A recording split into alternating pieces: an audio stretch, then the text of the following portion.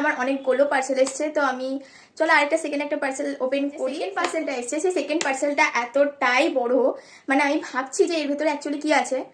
তো আমার তো মনে হচ্ছে অনেক কিছু আছে, কিন্তু না, অ্যাকচুয়ালি কিচ্ছু নেই এর ভেতরে। খোলার পর দেখা যাবে যে এর ভেতরে অ্যাকচুয়ালি কি আছে। তাহলে চলো দেখি। এই দেখো, এত বড়, যেটা আমার ফ্রেমেও আসছে না, মানে এতটা বড়, এত মনে হচ্ছে না যে এর ভেতরে কত কি আছে, কিন্তু অ্যাকচুয়ালি সত্যি আমি জানি না এর ভেতরে কি আছে।